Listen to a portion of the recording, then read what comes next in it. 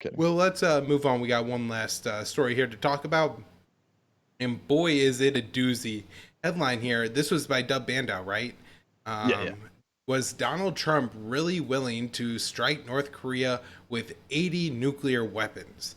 I'm not sure if people have seen a map of North Korea lately, but Will, that seems like a lot of nukes for that Yeah. that little peninsula there.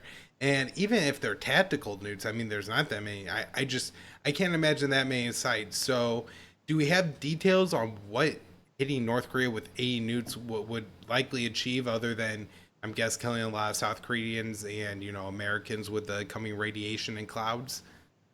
Yeah, like I had actually pulled up the map because I was curious. I was like, geez, North Korea is not that big, like 80 nukes. Like I tried to like compare like the radius of like a small size nuke, and 80 nukes would completely demolish and obliterate the entire country. Like there's like almost no question about that. Like you could, I think, take out like their top five biggest cities like easily with those 80. But this apparently this is a like a response, a plan that the Trump's national security team drew up as a response to a North Korea like preemptive strike. Apparently, that this is how the United States would respond if we were attacked by North Korea. We'd go at them with like apparently 80 nuclear weapons. And I think the idea was like we don't know where North Korea keeps all of its nuclear warheads, and so like we would just bomb pretty much everything just to make sure we got them so that they couldn't then strike again. But like I'm saying, that would absolutely just wipe out the entire country. If I you mean, look on the that's a map, genocide. That's the definition of a genocide. They're wiping out an entire population to get just a few weapons. I mean, this is literally what the evil villains do in movies. yeah, Yeah. it's literally just wipe out the entire population. Like I'm saying, like you cannot like overstate just how much damage this would do. There's like you can go and find these little like nuclear weapon simulators to like show like it puts the blast radius on a map, and you can kind of go and play around with that and see like what type of bombs like would do what type of damage. And if you put this over Pyongyang, like yeah, like even a medium-sized nuclear weapon is like completely devastating it. And then times 80, like I can't even imagine what sort of devastation that would do. And I guess maybe that's what Trump meant by fire and fury when he was like, when we heard him say that, he may have had this sort of like plan in mind. But I should note that this comes from Bob Woodward's book Rage. Like that's largely where this plan is coming from. So you can take that as either a grain of salt or as a mark of authority. I mean, obviously, like Woodward is a legendary reporter. He did great work with the Watergate stuff and Nixon, but he has kind of since become like a Trump derangement syndrome kind of guy. And I tend to become a little skeptical of people when they kind of adopt that mindset that like I'm not so sure they're working with a full deck. And I don't know, it just seems like that makes people become sort of dishonest. Sort of like James Risen at The Intercept, great national security reporter, but as soon as he starts talking about Trump stuff, he like it starts like I don't know about this. He seems like he drops some of his standards. And I think sort of Woodward is a similar case. Dude, TDS is far more dangerous than COVID. I'll go on the record with that right now. I mean, if you think about what 80 nuclear weapons would do, it's insane, right? And so to imagine the brinksmanship that we've really started playing with Russia under Trump, but with Obama before, it's not like this is all a Trump thing, but the popular narrative that Trump has been soft on Russia, that there's Russian aggression, that we have to defend ourselves from Russia, is just so dangerous. And just thinking about what these 80 nukes would do to North Korea it's such a small thing compared to the nuclear war with Russia that would come. And hell, I have to imagine this would kill a lot of Americans, just poisoning the Pacific Ocean and then the coming like clouds and stuff, destroying wheat fields and everything.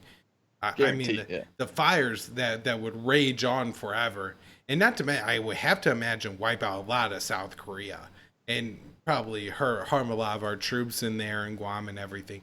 It just sounds like an absurd plan, but at the same time, it does sound like something that Donald Trump would consider because, well, that's a big number. I like 80. Maybe it was 70, and then Kim Jong Un happened to say, something about Donald Trump being fact, and he was like, oh, it's 10 newts higher now.